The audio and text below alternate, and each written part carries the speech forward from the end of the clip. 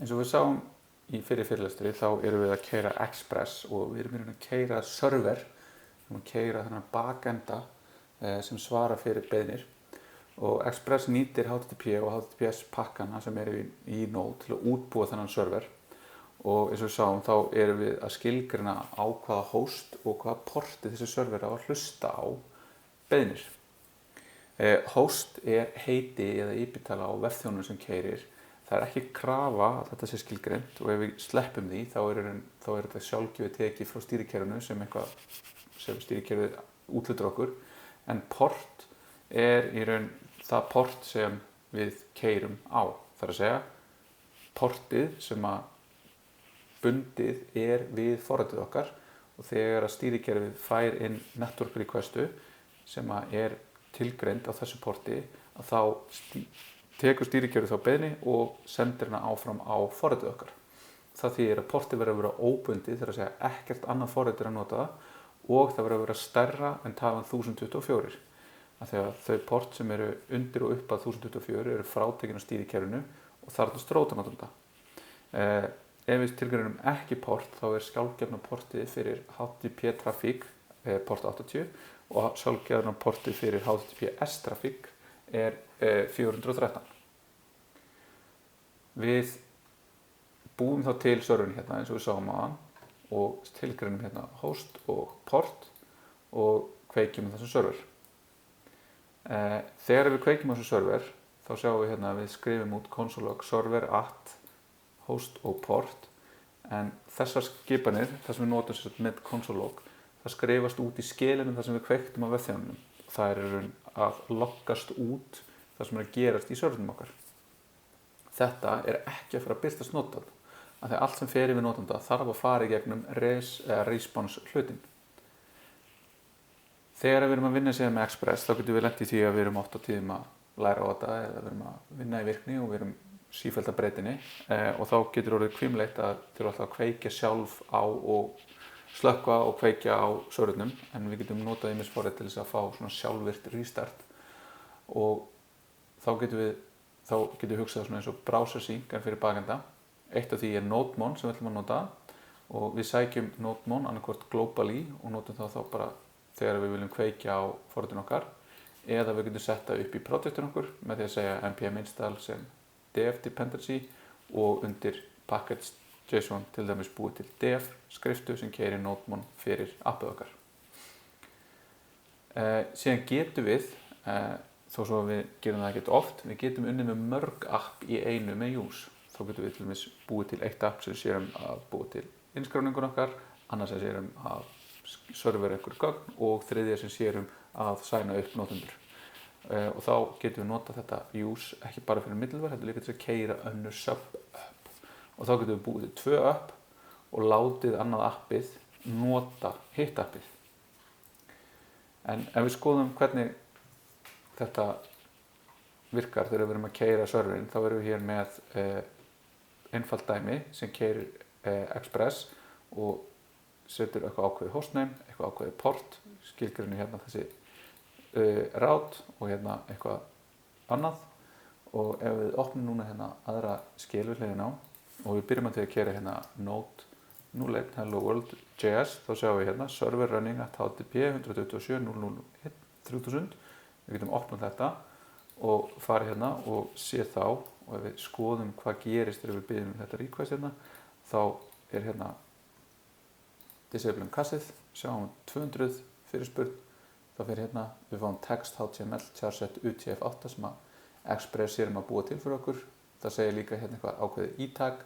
sem til að tilgreina hvort að eitthvað hafi breyst eða ekki og powered by Express. Þannig að þegar við leitum aftur, ef við tökum hérna disable cacheið af, þá sendum við þetta e-tag og við fáum hérna if non-match og við sjáum að þetta sama gildi hér og serverinn skilar okkur 304 sem þýðir í raun